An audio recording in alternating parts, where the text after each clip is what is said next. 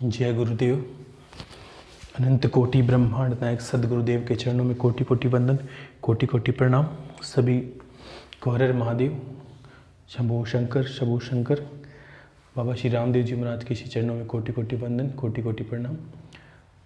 तो बीच में पिछली बार एक दो प्रश्न किसी ने बीच में पूछे थे, वो रह गए थे, मैंने बता नहीं पाया, समय नहीं था। तो एक प्रश्न तो था, आपकी गुरु बहन है प्रियंका जी, लंदन से है, वो धर्म ध्यान काफ़ी कुछ करती है, बहुत अच्छे से करती है। आपने देखे होंगे वो वृंदावन के वगैरह 11 पूर्णिमा को, अमावस को, वो भी बहुत कुछ करती धर्म के लिए, तो बहुत गुणी है। तो उन्होंने प्रश्न किया कि गुरुदेव, मैंने घर के छत के ऊपर मान लीजिए मैं दाने डालती हूँ, कौवों को कुछ खाने के लिए देती हूँ, तो कोई कहता है घर पे छत के ऊपर कौवे को डालना चाहिए कि नहीं डालना चाहिए, लोग शुभ अशुभ की बातें करते हैं। थोड़ा मेरा संशय है, तो आप मुझे बताएं कि क्या करना चाहिए।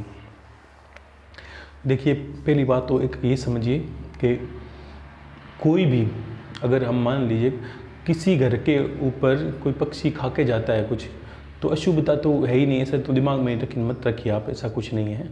और पौराणिक बात माने तो कौवे तो शुभ सुगुन होते हैं, कौवे का छत पर बैठना शुभ होता है, और कौवा हमारे घर में बहुत कष्टों को हरता है।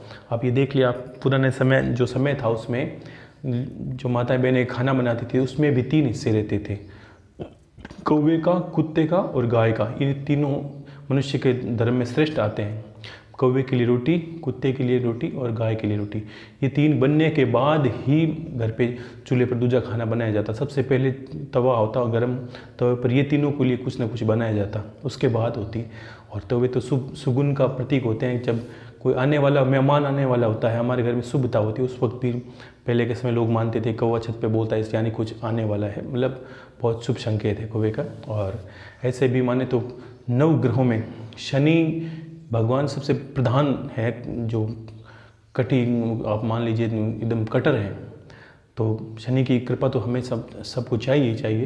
तो अगर कौवा शनि भगवान का वाहन है और वो भी रोटी आप खिलाते हो, तो कौवे जो शनि का दोष है वो भी कभी जीवन में बनता ही नहीं है, और बहुत ही फायदे मिलते हैं।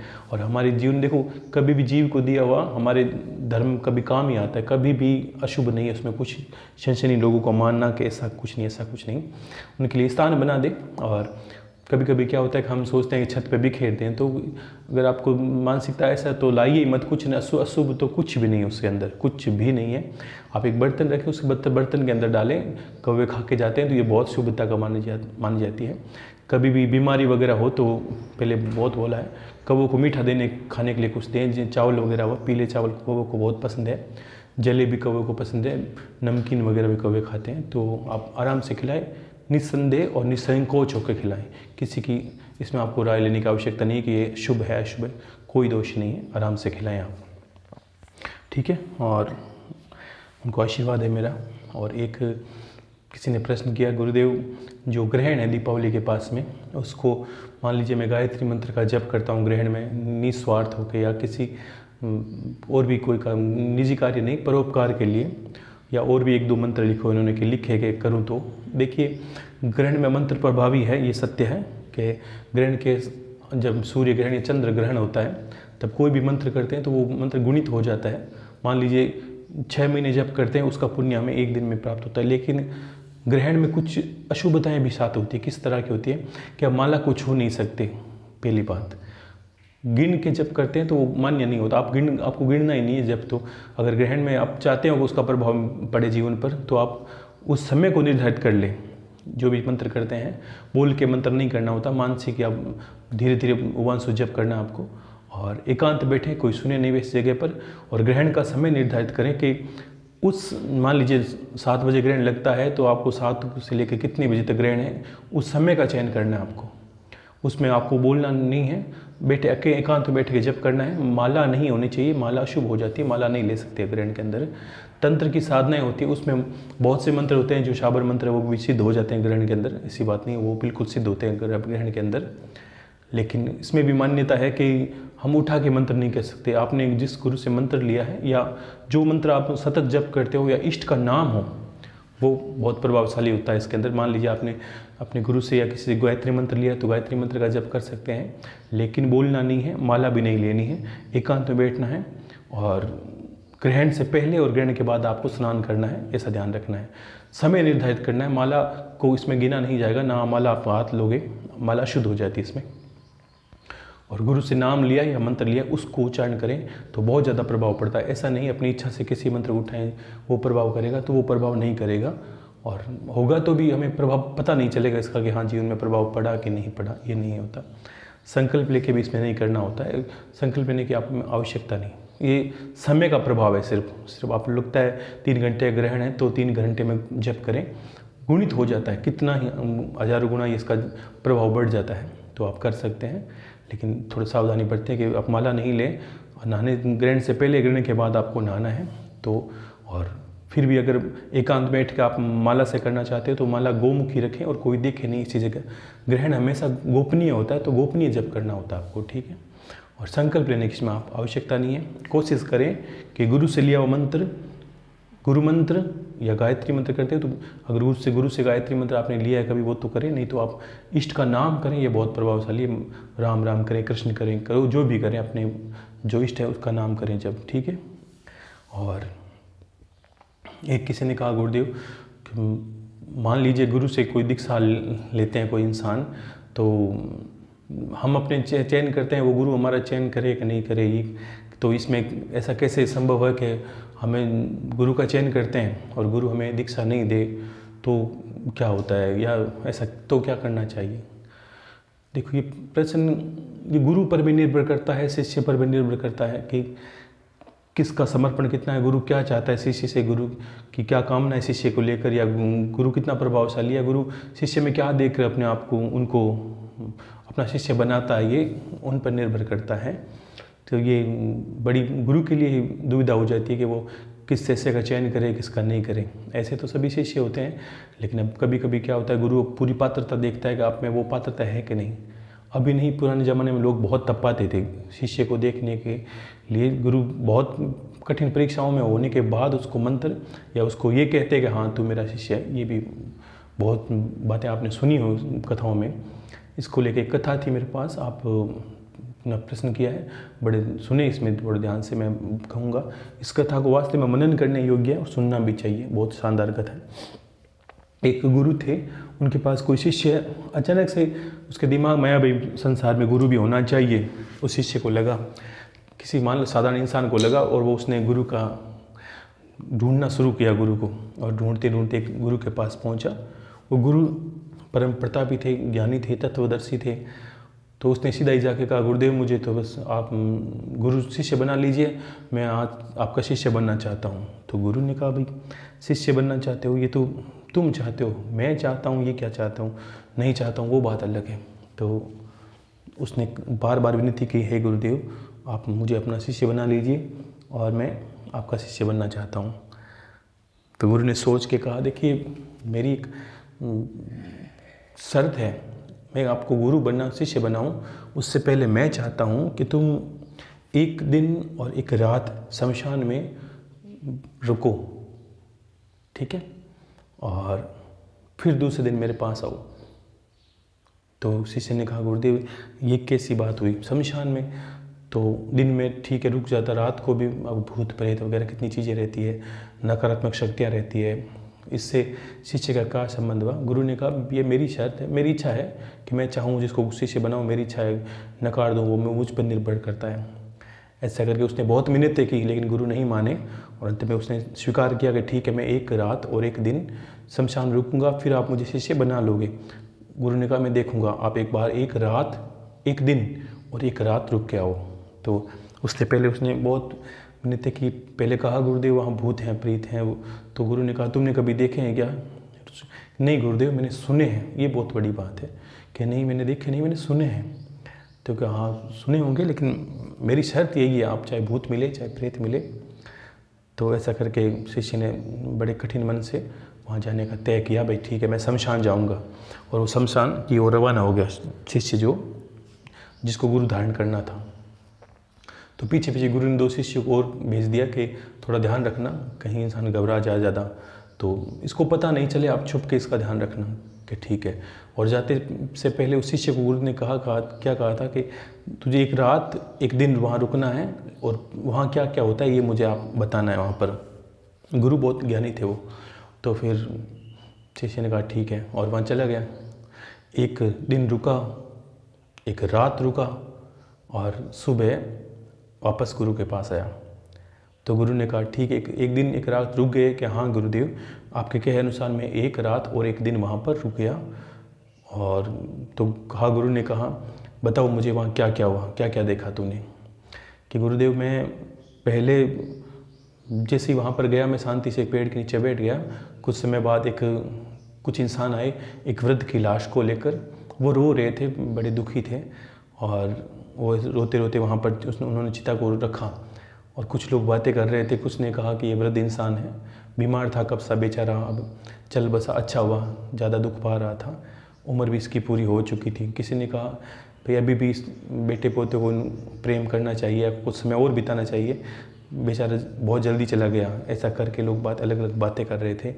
थोड़ी देर बाद उस वृद्ध का जो बड़ा लड़का था, उसने उस चिता को वहाँ शमशान में लिटाया, और उसमें जो क्रियाक्रम करते वो सारा करके उसमें आग लगा दी। धीरे धीरे वो रोते रहे। ऐसा करके कुछ समय बाद सारे इंसान वहाँ से पास में सरोवर था, नहाने गए, और स्नान करके वहाँ से चल पड़े, और चिता जलती ही रह गई और वो चले गई। लेकिन कुछ समय बाद फिर कुछ लोग आए। इस बार एक स्त्री थी, उसको लेके आए, उसका पति लेके आया। कम उम्र में थी स्त्री, चल बसी, उसका पति आगे चल रहा था, पीछे लोग चल रहे थे, लोग बातें कर रहे थे। बेचारे के साथ बहुत गलत हुआ। कम उम्र में इसकी पत्नी छोड़ के चली गई, बच्चों का भार इसके सर पर, कितना दुख होगा इसको, कैसे ये जीवन बिताएगा। और वो जो पति था उसका, वो रो रहा था, आगे चल रहा था, चिता के लाश के आगे चल रहा था। ऐसा करके वृतांत हुआ। फिर वहाँ चिता को रखा गया, और वो पति रोते रोते उसने सारे क्रियाक्रम किए, और करते करते वही जो सारे क्रियाक्रम होते उसमें आग लगा दी। सब लोग फिर वहाँ से उठे और दुखी मन से सरोवर में नहा के वापस जा रहे थे। नाना प्रकार की बातें कर रहे थे, कोई कह रहा था सही हुआ, कोई कह रहा था गलत हुआ, सबके अपने अपने मत थे। तो गुरु ने कहा और क्या देखा तुमने? कि और तो कुछ नहीं देखा गुरुदेव। फिर रात हो गई तो गुरु ने कहा फिर भूत प्रेत दिखाई दिए? नहीं गुरुदेव, भूत प्रेत तो नहीं दिखाई जी, डर तो लगा मुझे, लेकिन मुझे लगा कि जिससे मैं डर रहा हूँ वो सब मेरे वहम से हैं क्या। कभी मुझे पेड़ के पत्ते हिलते तो मुझे डर लगता, कभी कोई हवा का झोंका चलता तो मुझे डर लगता, लेकिन वास्तव में कोई डराने के लिए कोई सामने मेरे पास आया नहीं। वहाँ मुझे लगा नहीं कि कोई भूत प्रेत मुझे डरा रहा है। ऐसा करके मेरी रात भी निकल गई। तो गुरु ने कहा ठीक है, लेकिन मैं तुम्हें अपना शिष्य नहीं बना सकता। तो शिष्य ने कहा ऐसा कैसे गुरुदेव, आपने कहा था एक रात और एक दिन ठहरना है, मैं ठहरा हूँ, पूरा आपको सारी बात बता दी, आपसे कुछ छुपाया नहीं है। लेकिन गुरु ने कहा कि भाई छुपाया नहीं, लेकिन मैंने भी क्या कहा था कि तुम वहाँ जाओगे, लेकिन मैं देखूँगा कि मैं आपको अपना शिष्य बनाऊँगा कि नहीं बनाऊँगा। कहा गुरुदेव ये उचित नहीं है, सही नहीं है, आप चाहे मेरी परीक्षा और ले लीजिए। तो गुरु ने कहा मेरी परीक्षा फिर से यही है कि तुम फिर एक रात और एक दिन, यानी एक दिन और एक रात फिर जाके शमशान में रुको और मुझे सारी बातें बताओ। तो कहा गुरुदेव एक दिन एक रात रुक गया मैं। तो ऐसा करके फिर गुरु से उसने बहुत बहस की, लेकिन गुरु ने मना कर दिया कि मेरी बस यही शर्त है। अंत में शिष्य दुखी मन से फिर गया शमशान में, फिर रात को रुका और दिन को रुका। ऐसा करके दूसरे दिन फिर वापस आया कि गुरुदेव मैं रात को और दिन को रुक गया। तो गुरु ने कहा इस बार क्या देखा तुमने? देखा गुरुदेव इस बार भी कुछ विशेष नहीं देखा। इस बार मेरे सामने 8 चिताएं आई थी, कम से कम 7-8 चिताएं जली, और सबके साथ वही घटनाएं थी। सबके पीछे जो लोग थे कुछ बोल रहे थे, कभी कुछ बोल रहे थे, कभी कुछ, किसी को अच्छा लग रहा था, किसी को बुरा लग रहा था। ऐसा करके जला के सब स्नान करके चले जाते, सब स्नान करके चले जाते। तो गुरु ने कहा और क्या देखा? कि गुरुदेव और तो कुछ नहीं। इस बार थोड़ा मेरा ध्यान अलग से गया कहीं पर, कि वो जब चिता को लाश को छोड़ के जा रहे थे तो कुछ आधे जले हुए टुकड़े थे लाश के, वो उनको कुत्ते उठा के ले जा रहे थे, खा रहे थे, हड्डियों को नोच रहे थे। कुछ गिद्ध भी आए थे लाश चिता बूझने के बाद में, उन्होंने भी छोटे मोटे मांस के टुकड़े उठाए खाए, ऐसा करके। बाकी और तो कुछ मुझे विशेष लगा नहीं। बाकी गुरुदेव मैंने इतना ही देखा, जो देखा था मैंने आपको कह दिया। तो गुरु ने कहा भाई ठीक है, लेकिन मैं तुम्हें अपना शिष्य नहीं बना सकता, मुझे तो माफ़ करो, तुम और कहीं देखो। तो गुरु ने कहा, शिष्य ने कहा, गुरुदेव नहीं, ऐसा नहीं हो सकता, आपने दोनों बार कहा, मैं 2 बार जाकर आया हूँ और आपको जो भी वहाँ घटा मैंने सब बताया है आपकी शर्त के अनुसार, लेकिन आप मुझे अब शिष्य स्वीकार करें जन। तो गुरु ने कहा, देखिए मैंने फिर अपनी बात कही कि मेरी इच्छा है कि बनाऊंगा नहीं, वो तो स्वतंत्र है बनाए कि नहीं बनाए, तो फिर क्या करूं कि गुरुदेव आप मेरी परीक्षा और ले लीजिए, लेकिन मैं बनूंगा आपका शिष्य ही। तो गुरु ने कहा, देखिए तुम फिर वही शमशान में जाओ, मैं चाहता हूँ, और फिर वही बात, एक दिन और एक रात तुम वहाँ रुको और मुझे बताओ सारा वृत्तांत कि वहाँ क्या क्या हुआ। तो शिष्य को बड़ी जल्दबाजी थी, गुरुदेव इस बार भी रुकूंगा, आप कहोगे तो फिर रुकूंगा, ऐसा करके जल्दबाजी वहाँ से निकला और फिर शमशान की ओर रवाना हो गया। इस बार कुछ विचित्र घटा उसके साथ, एक दिन रुका, एक रात रुका और फिर वापस गुरु के पास आया। इस बार जब गुरु के पास आ रहा था, उसके चरण जो दूर से आते हुए जो उसके शरीर की हरकतें थी वो सारी मध्यम हो गई, धीरे हो गई, जैसे एक शब्द होता है ठहरना, उसका अस्तित्व है वो ठहर गया कहीं पर। उसकी जो वेदनाएं हैं, उसकी जो उतावलापन है, उसका जो चंचलता है शरीर की, मुझे शिष्य बनना है, मुझे गुरु बनाना है, वो सारी समाप्त होती नजर आई गुरु को। और गुरु चाहता था वो उसको कुछ विचित्र मिले वहाँ पर, विचित्र वो जाने वहाँ पर रहस्य वहाँ के। तो ऐसा करके उसके धीरे धीरे चरण आ रहे थे गुरु के सामने। गुरु दूर से बैठा देख रहा था उसको और पास में आया, वो चुपचाप आके गुरु के चरणों में बैठ गया। वो बोला नहीं कुछ ज़्यादा, हमेशा क्या होता वो जाता चंचलता की बात ही और चला आता वापस, इस बार वो बिल्कुल धीरे पड़ गया। गुरु ने कुछ देर बाद पूछा, आओ क्या हुआ, कल क्या देखा तुमने, बताओ मुझे सारा जो शमशान का वृत्तांत है। तो कहा, गुरुदेव प्रणाम किया। फिर गुरु ने धीमे मध्यम आवाज में कहा, गुरुदेव इस बार तो मैंने कुछ विचित्र देखा, सारा कुछ ही। तो गुरु ने कहा, क्या देखा। गुरुदेव मैं जैसे ही जाके वहाँ पर बैठा, मुझे ऐसा लगा कि कुछ लोग मेरी चिता को लेके आ रहे हैं, कुछ लोग मेरी चिता को उठा के लेके आ रहे हैं। मेरे भाई हैं जो आगे चल रहे हैं, मेरी पत्नी रो रही है, चिल्ला रही है, मेरे बच्चे रो रहे हैं, चिल्ला रहे हैं, और मेरे पिता है, माँ है, सब कुछ बुरी तरह से चिल्ला रहे हैं। गांव वाले, घर वाले, परिवार वाले रो रो के चिल्ला रहे हैं, मेरी चिता के चारों तरफ बैठे हुए हैं और झकझोर रहे हैं मुझे उठने के लिए। और मैं अंदर से चाहता हूँ कि मैं उठूँ, उनको कहूँ कि मैं मरा नहीं हूँ, मैं जीवित हूँ, लेकिन मैं उनको कह नहीं पा रहा हूँ क्योंकि मेरे हाथ बंधे हुए थे चिता के चारों तरफ। जो लाश है उसके लकड़ी से, उसको रस्सियों से बांधा हुआ था। मैं उनको कहना चाहता लेकिन कह नहीं पा रहा था। मेरे भाई को कहना चाहता था कि तू रो मत, मैं अभी हूँ, हाजिर हूँ, मुझे कोई तकलीफ़ नहीं है, तू मुझे मरा हुआ मत समझ। और मैं उससे कुछ बात करना चाहता था अंतिम क्षणों में भी, लेकिन मैं कर नहीं पाया। और उन्होंने मेरी लाश को लेकर शमशान में लिटा दिया। अब मेरा जी घुट रहा है, मेरा दम घुटने लगा था और लोगों को मेरी आवाज़ सुनाई नहीं दे रही थी। मैं उनको कहना चाहता था, बहुत सी बातें होती हैं, इंसान क्या होता है कि मरते वक्त अपने परिवारजनों से कुछ कहना चाहता है, किसी को कुछ बताना चाहता है, क्योंकि इंसान के ऐसे विचार रहते हैं। आज हमको भी कोई कह दे, आपको भी कोई कह दे कि बस अभी इस क्षण आप जाने वाले, तो आप परिवार को कुछ कहना चाहते हो, पीछे वाले को कुछ क्या बताना चाहते हो, कोई बात, कोई राज, कोई रहस्य या कोई भी आशीर्वाद भी देना चाहो तो देना चाहता है, इंसान की सी फितरत है। तो गुरुदेव मैं अपने भाई को सांत्वना देना चाहता था, उसको चुप करना चाहता, लेकिन उठूं कैसे। मुझे सबने चिता पे लेटा दिया, मेरे हाथ बंधे हुए थे, मुझ पे कपड़ा उठा दिया। धीरे धीरे उन्होंने मेरे मुंह पर कपड़ा लगा दिया और मेरा मुंह भी रस्सियों से बांध रखा था। अब मैं चाह के भी हिल नहीं रहा, मेरा दम घुटने लगा था, मुझे सांस नहीं आ रही थी। और धीरे धीरे लोग एक एक करके लकड़ियाँ मेरे ऊपर रखते जा रहे थे। ऐसा करके मेरा दम घुटने लगा था। मैं अंदर से चाहता था कि आप मुझे जलाओ मत, मेरी बात को सुनो, मुझे समझो। और मैं बार बार मेरा मन कर रहा था मैं चिता से उठूं और अपने भाई से कुछ कहूं, अपनी माँ से कुछ कहूं, अपनी पत्नी से कुछ कहूं, अपने बच्चों से बात करूं, लेकिन मैं कर नहीं पा रहा था। मैं घबरा था, मेरा अस्तित्व सारा उस डर के आगे बिल्कुल भीग सा गया था और घुटन होने लगी थी, सांस नहीं आ रही थी मुझे।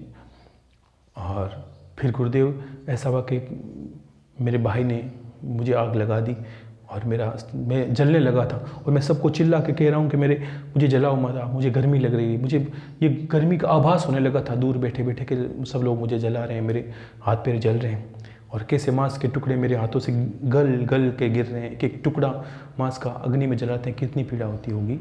ये सब भाव है, मान लीजिए कि एक एक टुकड़ा मेरे अग्नि से गिर रहा था हाथों से पिघल के चमड़ी का, और मैं कुछ नहीं कर पा रहा था क्योंकि मैं बंधा हुआ था। मेरे ऊपर लकड़ियाँ थी, ढेर सारी लकड़ियों का भार हो गया था और मैं रोता चिल्लाता रहा, लेकिन किसी ने कुछ नहीं सुना। ना मैं किसी को उठ के कुछ कह पाया। उठने की कोशिश कर रहा हूँ लेकिन पता नहीं क्या मेरे शरीर से निकला कि मैं उठ नहीं पा रहा हूँ। और ऐसा कर करके सभी ने अपनी जो क्रियाएं वो कर करके सब लोग सरोवर में स्नान करके रोते बिलखते जा रहे थे। मेरे पिता, मेरी माता, या भी जो भी थे मेरे रिश्तेदारों, सब वहाँ से चले गए। अंत में मैं ही बचा गुरुदेव, और मुझे लगा मेरा अस्तित्व धीरे धीरे राख में बदलने लगा है। एक एक टुकड़ा गल गल के नीचे गिर गया है, सारा का सारा बिखर गया हूँ। मैं अपने आप को देख रहा हूँ पूरा पूरा कि किस तरह मैं था और अब मैं जलने के बाद किस तरह हो गया। मेरी हड्डियाँ बिखर चुकी हैं, मेरे शरीर के बाल नहीं रहे, मेरी चमड़ी नहीं रही, मेरी हड्डियाँ टूट रही है, गल रही है। अग्नि धीरे धीरे करते एक एक सुलगा रही है मेरे अस्तित्व को, ऐसा लग रहा था। और करते करते गुरुदेव मैं पूरा राख में बदल गया और अंत में मुझे लगा कि जैसा मेरा अस्तित्व यही था और यही होना था, यही मेरा अंतिम कट्टर सत्य है। और यही गुरुदेव मैंने जीवन में उस रात को देखा और मैं पूरी रात उस क्षण को महसूस कर रहा था। मुझे पता ही नहीं चला कब दिन हो गया, कब 24 घंटे बीते। और अपने आप को मैंने कुछ नहीं देखा, किसी को कुछ नहीं देखा। मैंने अपने आप को बस जलते हुए देखा चिताओं में, अपने परिवार को देखा, कुटुंब को देखा, कबीले को देखा। और मैं जैसा कथा गुरुदेव, मुझे लगा बस मैं कुछ हो ही नहीं, इस एक पोटली राख की ढेरी के अलावा मेरा कोई अस्तित्व नहीं है। कौन मैं हूँ, क्या हूँ, कैसा हूँ, कुछ पता ही नहीं चला। और ऐसा करके वो रोने लगा था, भावुक हो गया था। तो गुरु ने कहा कि अब तुम मेरे शिष्य बनने लायक हो। तो कहा गुरुदेव मैं कारण जानना चाहता हूँ कि पहले मैं क्या हुआ। तो गुरु ने कहा कि देखो शिष्य, जब तुम पहले आए थे जाके शमशान में, तब तुम्हें क्या हुआ कि सिर्फ तुम लोगों जैसे ही थे। हमने अभी बातें करते हैं ना कि बैराग होता है शमशान का, तो हम सोचते हैं कि शमशान का बैराग का अर्थ क्या होता है कि उसको कितनी जल्दबाजी थी, वो क्या आया था तब, बस मुझे गुरु बनाना है, आप मुझे किसी तरह गुरु धारण करना है, ये सब उसके विचार थे। लेकिन वो शिष्य वही शिष्य था जो तीसरी बार शमशान जा गया। उसने दूसरों को नहीं देखा, अपने अस्तित्व को देखा कि वास्तव में एक दिन मेरा अस्तित्व भी इस कट्टर सत्य की भांति है। पिछला अगला उसको भूत भविष्य वर्तमान सारा महसूस हो गया उस चिता के अंदर। उसने तीसरे किसी इंसान को नहीं देखा, अपने ही परिवार को देखा, अपने ही कबीले को जलते हुए देखा, अपने ही परिवार को रोते हुए देखा और अपने ही दुख को अनुभव किया और पूरी रात बीत गई। क्यों कि वो तत्वदर्शी हो गया था। और गुरु शुरू से यही चाहता था कि वो यही कट्टर सत्य को देखे और अनुभव करे कि वास्तव में जीवन की सत्यता क्या है। तो यही अनुभव करने के लिए गुरु ने कहा, मैंने तुम्हें कहा था, क्योंकि जब तक तुम 2 बार जाके आए शमशान में, तब तुम उन लोगों जैसे ही थे जो लोग सिर्फ पीछे चलते हैं, अच्छा बुरा कहते जाते हैं और वहाँ जाके एकदम बिल्कुल वैरागी से हो जाते हैं, जो शमशान की भूमि में प्रवेश करते हैं। लेकिन जब वो सरोवर में नहा के जाते हैं और घर जाते हैं तो वो वैसे ही रहते हैं जैसे वो थे, चाहे अधर्मी थे, चाहे पापी थे, या जैसे भी थे वो वैसे ही हो जाते हैं। उनकी सीमा का दायरा होता है कि वो शमशान में प्रवेश करते हैं रोते बिलखते लोगों के पीछे, तो एक बार अपने आप को वैरागी संत समझने लगते हैं और अपने आप को कितना ज्ञानी समझने लगते हैं और अपने मत देते जाते हैं, ये अच्छा था, ये बुरा था। और तुम जब शुरू में 2 बार जाके आए तब तुम भी वैसे ही थे, तुम भी अपना मत दे रहे थे। गुरुदेव ये भी मैं ही सोच रहा था अच्छा हुआ कि नहीं हुआ, क्योंकि तुम कुछ और देख रहे थे। लेकिन मैं चाहता था कि तुम कुछ और देखो, जो मैं चाहता था वो इस बार तुमने देखा है। अब तुम मेरे शिष्य बनने लायक हो, क्योंकि गुरु की खोज करने वाले को भी तत्वदृष्टा होना जरूरी है। गुरु चाहता है कि उसके अंदर कोई ऐसी बीज हो, ऐसी कोई शक्ति हो जो उसके अंदर हो, उसके बाद ही वो मेरा शिष्य बने, ताकि उसको समझाने में ज्ञानी के ही का तो जो ज्ञानी इंसान होते हैं उनके ही तो ज्ञान काम का है। अज्ञानी तो लेने को तैयार ही नहीं है। तो क्यों कि उसकी चंचलता उसको लेने नहीं देती। अज्ञानी इंसान के अंदर चंचलता होती है। अगर किसी को 1 घंटे आप ज्ञान से कुछ कहोगे तो वो बोलेगा बीच में, आपका सुनेगा नहीं। 5 मिनट आप बोलोगे उससे पहले वो आपकी बात काट के बोलेगा, तब समझ लेना चाहिए ये अज्ञानी है, कि ये चंचल है, इसकी बुद्धि स्थिर नहीं है, ये ज्ञान लेने के योग्य है ही नहीं। जो सुन नहीं सके वो ज्ञान लेने योग्य नहीं रहता ही नहीं है। तो ये गुरु ने बहुत अच्छे से समझाया था, ठीक है ना। और ये 3 प्रश्न हो गए आपके। और एक प्रश्न और था कि गुरुदेव योग क्या है, और ये योग के बारे में बता चुका हूँ। और एक उन्होंने कहा कि मैंने सुना है कि योग का अर्थ है आत्मा का मिलन, ये मिलन। देखो योग का अर्थ ही मिलन तो है ही, जीव और आत्मा का मिलन ही योग है। और योग को समझने के लिए मैंने बहुत पहले अष्टांग योग के बारे में कुछ बताया था। तो इन्होंने कहा देवी भागवत पुराण में कुछ ऐसा कुछ लिखा है। तो मैं बताता हूँ, मुझे पता है कि एक अध्याय है, उसको मैं आपको सुनाऊंगा, वो आप सुने। उस अध्याय को सुनने से आपको सब पता चल जाएगा कि वास्तव में देवी हिमालय को ज्ञान देते हुए ये कहती है कि भाई वास्तव में योग का स्वरूप क्या है, और किस तरह योगी के आचरण होते हैं, या किस तरह योग को प्राप्ति इंसान कर सकता है, ठीक है। तो वो मुझे थोड़ा समय मिलता है मैं आपको बताऊँगा आज। बाकी तो सभी आपको पता ही है, और दीपावली अच्छे से मना लें आप। और बाकी मेरा आशीर्वाद है, जब भी समय मिलेगा 1-2 प्रश्न जो भी है मैं आपके फिर से बता दूंगा, ठीक है ना। तो ये योग का प्रश्न मैं आपको थोड़ा विस्तार से कहूँगा कि उस पुराण को भी आपको बता दूंगा। ये भागवत पुराण है, इसका ये भाग यहाँ से स्कंद है, वो उसको आपको पढ़ के सुना दूंगा। थोड़ा समय मिलता है मैं, ठीक है ना। तब तक आप भगवान का भक्ति करें, और अभी दीपावली है तो आनंद करें, भगवान की भक्ति करें, दीप जलाएं और पटाखे भी छोड़ें। कुछ लोगों को शौक है पटाखे छोड़ने का, तो छोड़ें आप, अच्छे से दीपावली मनाएं माता की, ठीक है। तो सभी को हर हर महादेव, शंभो शंकर, जय गुरुदेव।